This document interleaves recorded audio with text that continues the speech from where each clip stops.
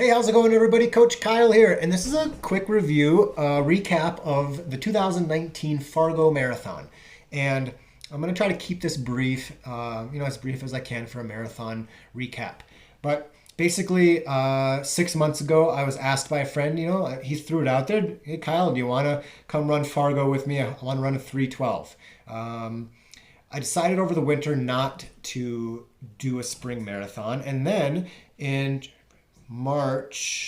in April, I was gifted an entry to the May 11th Brookings, South Dakota Marathon. That was my first marathon. I've only done two up until then. So that was my first marathon in 2011. I ran a 3:19. So I'm like, sure, I'll take that. I've been doing workouts, but no long runs. So my only goal was just a PR. So I'm like, okay, I just want to run a 720 something average for the Brookings Marathon. I did that, and it was relatively easy as far as marathons go. The pace was super relaxed. The distance got to me a little bit just because I hadn't run over 2 hours more than a few times this year before that. So it was a relatively easy, as far as marathons go. I ran a 3:13:56. So I had like 2 days to think it over if I wanted to sign up for Fargo. And my friend was still going to Fargo, still wanted to run the 3:12. It's a 7:20 pace. So at like 10 at night, like an hour before the entry closed, I signed up. And my main goal was to pace Clark to his 3:12 goal. And he ended up running exactly 7:20 pace. It was perfect. So my secondary goal, maybe I could PR again. It would be tough, but maybe I could do it. Kind of my third goal, my tertiary goal, was just to not hit the wall, just to have a good run. And Clark got his PR.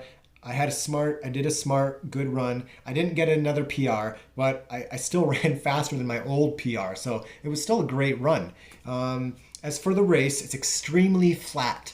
The Strava grade adjusted pace for the course on mine was the same as the actual pace. There was maybe 5 or 6 underpasses we had to go down, but otherwise there wasn't a lot. It was very flat, like so flat that even the tiny hills were moderately noticeable, but not slowing at all. Weather leading up to the race was not good. It was definitely going to rain.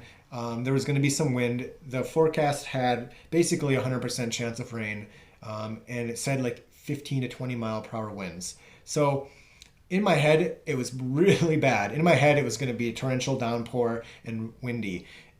It ended up being, in my opinion, the wind was a non-factor. The rain was a non-factor. It sprinkled. I had a rain jacket on. I had my lightest rain jacket on, and I had a baseball cap on.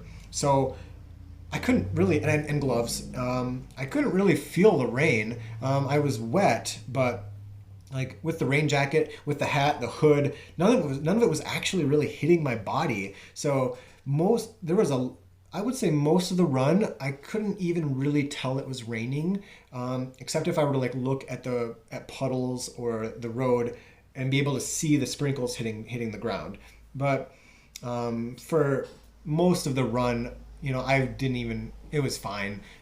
Talking to people afterwards, looking at some of the tweets and Instagram posts afterwards, my opinion of the weather was far better than that of most people's. I even saw somebody say it was like abysmal, horrible, windy rain. But in reality, I barely noticed the rain, and there was only a few instances where I felt the wind was actually doing anything negative to my speed. So, whatever. Maybe my opinion's better because I had a really good run. I don't know. But for my gear, I had the Nike Vaporfly Flyknit 4%, and I was a little worried about those in the rain because the updated version of the Flyknit got rid of the Flyknit, and specifically mentioned because it apparently soaks up water, and some of Nike's elite marathoners complained about that. So I was a little concerned about that, but again, it ended up being totally fine. I even went so far as to packing a second pair of shoes just in case I decided last minute to not wear the Flyknit upper. But again, absolutely no problem. So I would wear those in the rain again. Even the traction was, there's a single step, and it was when the shoe was not wet yet. It was like in the first 15 seconds where the shoe's sole wasn't wet yet. But after that, there wasn't a single step that was troublesome at all. So no gear problems with the Flyknit or this fairly smooth sole of the shoe. I had a Sugoi rain jacket. I had a cap on. I had cheap gloves. I had a flip belt. So my nutrition was a power bagel, 90 minutes, maybe a little earlier before the run. I put a little Mirror Energy cashew nut butter on it. I had, I think, a Spring Energy gel right before the start. I had some coffee. I had some a beet shot. And then for the start, I had a bottle with me, and it had 160 calories from Martin in it. I drank that during the first 6 miles or so, ditched the bottle, and I ditched that at mile 7 actually, because I dropped it right at the mile marker so I could go back for it.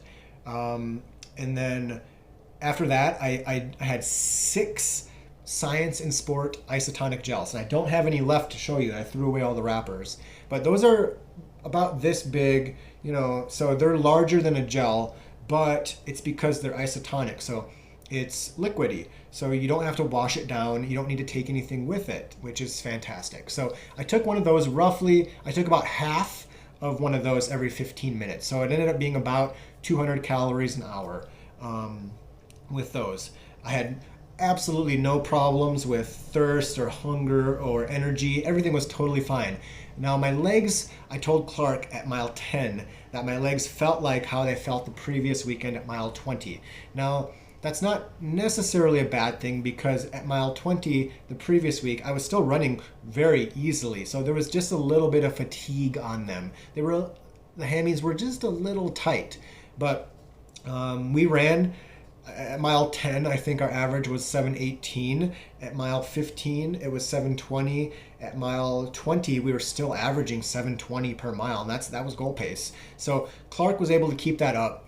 I slowed a little bit from mile 20 to 23. I think I ran about 7:30s. So for those 3 miles, he was just like right there, just like right ahead of me. I could see him for probably 3 miles still. And then the last 5K, I decided I wasn't going to PR. I was on PR pace until about mile 22 or 23. And then my legs started to get pretty tight. And I decided, well, I could make 2 options. I could really go for it. I could, reach down into my suitcase of courage and pull some harden the fuck up out and risk either PRing or risk, full on cramping. Or I could slow. I could walk the last couple inclines at the underpasses, and I could walk through the last couple aid stations and be conservative and still run a good time and drastically reduce my risk of full-on cramping. And that's what I did. So I ended up running 7:28 average, I think. The last 3 miles, I think I ran an 8:04 pace, but I think I stopped and walked 5 times during the last 5K, and it was at, I believe, 2 or 3 underpasses and 2 or 3 aid stations, maybe 2 aid stations and 3 underpasses. So I basically ran 7:20 something, 7:30, but with the 5 walk breaks, that cut my average down to about an 8-minute mile. So I was able to run relatively well, all throughout the end. So I'm very pleased with that. My nutrition was on point. Putting 6 Science and Sport gels in a flip belt was initially a little worrisome, because that's a lot to have in my belt. But the flip belt performed perfectly once I got going. There was absolutely no bouncing, no movement. I didn't even notice it. So I will absolutely run with the flip belt again. Now, I liked having the Science and Sport because they have 2 ounces of water in them, so I don't have to drink as much. It quenches a little bit of my thirst. I might end up using those again. Basically, these 2 marathons were testing for my fall Boston qualification attempt where I will actually train for the marathon rather than just doing workouts. I'll do workouts and long runs. So this fall I hope to BQ with a sub 3. And these two were basically tests to see what do I want to do for the fall marathon. And now I'm a little conflicted because the first marathon, Brookings, I ran super relaxed and I ran a 3:13:56. Now, if that would have been the only effort, the only spring marathon effort, I definitely could have ran faster, probably a 3:10. I was basically holding back for the first 20 and I didn't even speed up for the last 6. I just basically maintained pace because I had a little tiny inkling that maybe I'll sign up for Fargo, but I definitely could have pushed it and sped up over the last 10K and ran certainly faster for Brookings. So I think it's safe to say I'm probably in like a 3:10 shape without any long runs. So that's really nice. That's a very big motivational boost, confidence boost for a Boston qualification in the fall with appropriate training. But now with the Brookings, I used mostly Martin gels, and those are really nice. I really liked those, but they don't have any. They're not isotonic, so they kind of require a little bit of hydration with them. Now the nice thing about the Science and Sport is they have hydration with them. So I'm not sure which way I'm going to go there. I'll just kind of have to think about it over the next 4 months or so. So we'll see. But as for gear and everything, the Injinji socks, Nike Vaporflies, the BOA shorts, I got the singlet, everything was perfect. The flip belt was fantastic, so I'll probably go with all that. I'll probably wear exactly for Sundance what I wore for Fargo and Brookings. The only thing I'm not sure about is Science and Sport versus Martin. We'll just have to see what I go with. But overall, Fargo is a great race. Super flat. Even when it was 45 degrees and sprinkling, there was tons of people out on the course. Lots of runners. There's a lot of kind of little out and back loops, so you're not just so you get to see people quite a bit, and that was really nice to do. It's nice to just not be alone. Like for Brookings, it's a small race in a small town. I was basically alone for mile 10 after, other than a few corner marshals, a few aid stations. I was basically running by myself. Not so with Fargo. Even without Clark, I would have been with people the entire time. So that was really nice.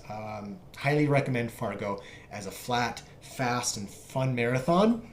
So if you have any questions or comments about my race, about Fargo, drop them below. Yeah, it was a good race. Highly recommend it. So as always, you keep running and I'll keep coaching.